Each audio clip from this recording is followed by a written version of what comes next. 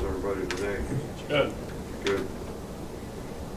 You know, just to wrap up the Tennessee game, I think most of what I've said before probably sums it up pretty well. It was a little bit of a survival game for us. I think our players were mentally and physically tired. We didn't play with a lot of juice in the game, but we showed great grit and determination and competitive spirit, you know, to come back and win the game, and made a lot of really good plays in the last 5.5 minutes of the game. Great drive on offense, and, you know, defense getting them stopped in 2 minutes. So, you know, the players, you know, certainly showed that they, you know, wanted to come in first, and it was important for them to win, and they did the things in the end that they had to do that. But there's a big difference between wanting to be first and really wanting to be the best that you can be. And the focus for us this week, and to get the kind of consistency and performance that we'd like to have, is, you know, we want more players to be playing their best. And, you know, I guess the analogy would be, if you can run, you know, 900 meters, and you know, the guy you're running against runs 11.5 and you just run 11.4, well, you wanted to be first, but you're not really being your best. So, you know, there's too much inconsistency when you don't play at a high level all the time. Too many negative plays, penalties, which are lack of focus and discipline type things. Had some mental errors on defense, had some turnover opportunities that we didn't get, had more missed tackles than normal.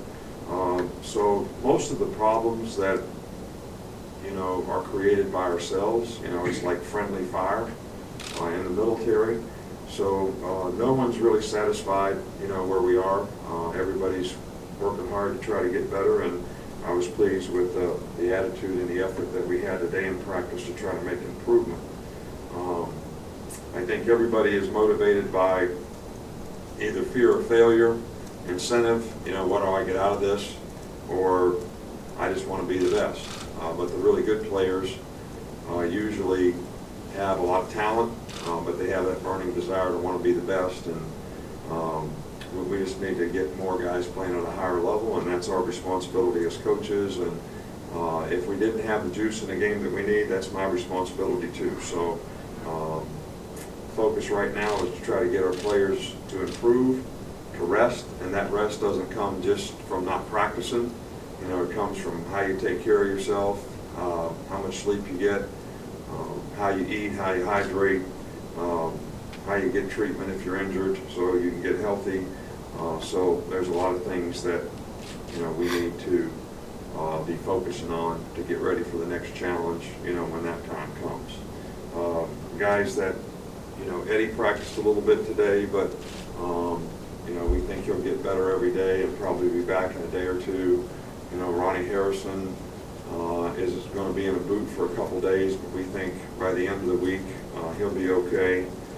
Dominic Jackson, same injury that Cam had last year against Tennessee, had the same procedure done on it.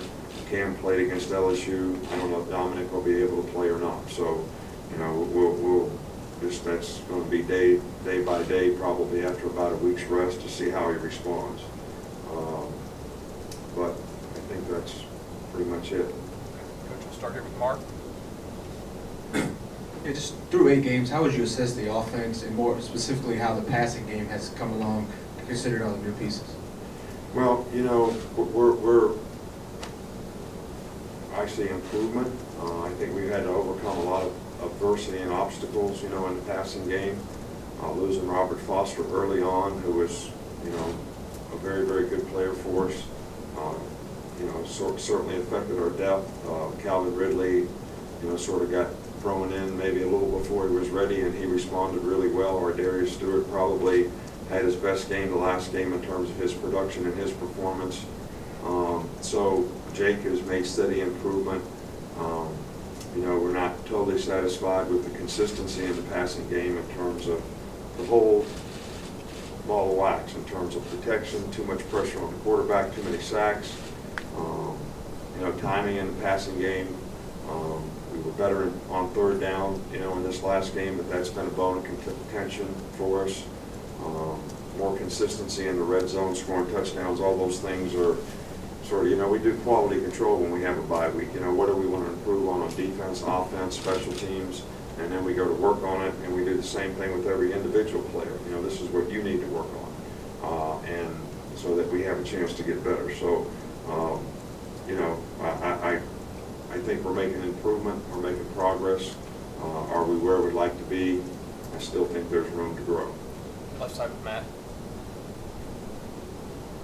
Nick, I know you mentioned the quality control just now, but what is the schedule for the bye week aside from just practice today, practice the next 2 days? And just in your time as a coach, how is your approach to the bye week evolved, changed, or has it always been really the same? We used to practice more, and but I don't think, you know, you get a lot of quality, you know, practice time if you practice more than this. I think the rest is probably more important, mentally as well as physically. You know, our guys have not had an opportunity to, you know, go home for a weekend or anything since we started fall camp, you know, at the beginning of August. So when you give them Friday, Saturday, and Sunday, you know, they have a chance to do that, maybe go back and watch their high school games or whatever. So I think at this point in the season, less is more, you know, in some ways, in terms of overall trying to get rest, recovery, healed up. And 3 practices are really, you know, what we have in a normal course of a week. You know, we usually just walk through on Friday, and then we play the game on Saturday. So basically they're missing the walkthrough and the Saturday. So, but we'll practice tomorrow and Thursday and, you know, Monday. Okay, go back over here to Aaron. I don't know if you've gotten this far on your quality control yet, but you guys have uncharacteristically allowed a lot of tackles for loss. You have your finger on that, why that might be, and how you address that this week? Well, most of it is what I talked about before, you know, mental errors, lack of communication, you know, not blocking the right people. You know, it's more what we're doing incorrectly than it is that the other team's doing something that we can't handle. And those are the things I talked about. Too many negative plays, too many penalties. And most of it we're creating through lack of execution and inconsistency. So need to do a better job. Need to do a better job of that. And some of it's fundamentals. You know, when you don't take the right footwork, you don't get your second step on the ground, you're not in the right position to block a guy. All those things enhance the chances of it not working out very well. Middle of Alex. I know you've been supportive of assistants kind of pursuing better opportunities in the future and stuff like that, but just from a big picture standpoint, how do you kind of handle when you have assistants' names being thrown out there as potential candidates for other jobs in the middle of the season? Right, well, you know, first of all, I think that every guy that works here does a good job because he's motivated to try to get the next opportunity. So, you know, I don't see, and if I did see that affected a guy's focus, you know, on doing his job here. I went through this at the Cleveland Browns. I think, you know, the quality and character that we have and the coaches that we have here really do put the team first, care about the players, and I don't think that they would sacrifice doing a good job for their players or the program in terms of the pride they have in their performance because they were more focused on something else. But I went through this when I went to Michigan State. We had four games left maybe at the Cleveland Browns, and you know, I took the job, and you know, I totally focused on what we had to do, and we had the best defense in the NFL, and we, you know, won a playoff game, and then we lost in the second round. But Jim McElwain, when he went to Colorado State, you know, he came back and coached, you know, the national championship game, and we won. And I never questioned his, you know, focus or loyalty in terms of what his job was and what he was doing. So, you know, I'm happy for our coaches to be recognized, to have opportunities, and I think when the time comes, I'll do everything I can to help them, and I think they all know that. But at the same time, their job and their responsibility right now is to stay focused on, our team and what we're doing, and I think they all understand that. And, how we finish will probably, affect a little bit how their opportunities get enhanced. Over to Michael. With all the hype and everything surrounding the 2011 game, the game of the century it was called, was there any distractions? Did you sense anything, distractions, and did you learn anything from that for moving forward with how to handle games like that? Well, that's not the only game that we've had like that. I mean, we've had quite a few games like that. What we try to do is, to get the players to keep the main thing, all right, which is how you play in the game. That's the most important thing, not the hype surrounding the game. It's your preparation, how you practice, how you prepare for the game, how you focus when the time comes on having the discipline to do your job well so that your team has the best chance to be successful. And, that's what we want, our players to do. Now, can they all do it? Does it have some effect on them sometimes? I can't tell you that it doesn't, but you're asking me what we do. That's what we try to do, and that's what we've always tried to do. Up front with John. How much has it impacted, benefited the defense as a whole to have so many guys who've been able to rush the passer, affect the quarterback? And is that guys, individuals developing just from last year or what? Well, some of the players it's a combination of things. We got a nice combination of guys there. We've got some guys that have experience. We have some guys that have ability that were young players that, we can type into a role that they've been effective in, whether it's, Tim Williams, Sean Evans, Ryan Anderson. And, it's helpful that we're able to play more guys and stay fresh and have fresh guys in there on third down. I mean, we've even had the luxury at times of taking Reggie out on third down if he's tired of the game. So, we've had some good teams around here before, or good defensive teams, and we haven't been able to do that. And I think, that's important. And it's been very helpful this year in terms of the kind of pass rush that we get and how we've been able to affect the quarterback and have not had to pressure nearly as much as what we've done in the past. With Ben. Right here.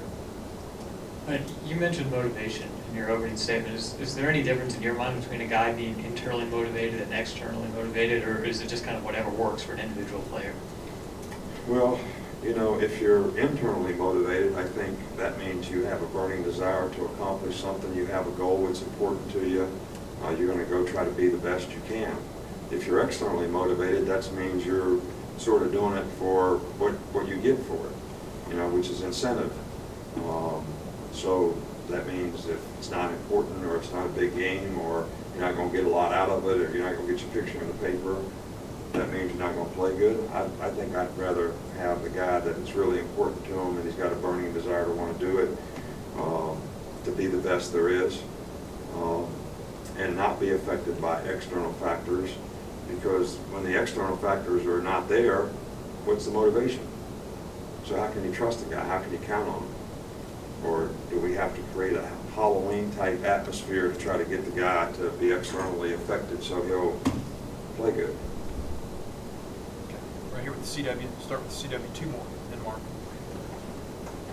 Reuben Foster had a good game on Saturday. What have you seen? Have you seen him grow up this season and in recent weeks? Well, Reuben has played, well for us and showed a lot of maturity and consistency in his play. And he and Reggie both had really good games in the last game, and both of them had a lot of production. And I think he's got a better understanding of, what he's supposed to do. He's got a lot more confidence in doing it. And so far he's not had some of the issues that he's had in the past in terms of injuries and things that he couldn't get on the field in practice. So it's done really well, and he's been an important part of what we do, especially when we play nickel. Okay, last one here with Mark. With Dominic being out, who are some of the guys filling in at right tackle so far? Well, Brandon Green is the backup right tackle, so he would play right tackle. You know, Persbacher could play right tackle or left tackle if we needed him to. You know, Corwin Curvin is also a backup tackle. So I would say it would have to come from, you know, that group of guys, but Brandon Green is, you know, a guy that we have a lot of confidence in that has been the backup at that position all year. If that were the case, you know, he may not be able to play as much at tight end. Thanks, Coach. All right, thank you. Any plans for your birthday? Or a Halloween costume. I don't have one. And my plans are whatever Miss Terry says. Smart man.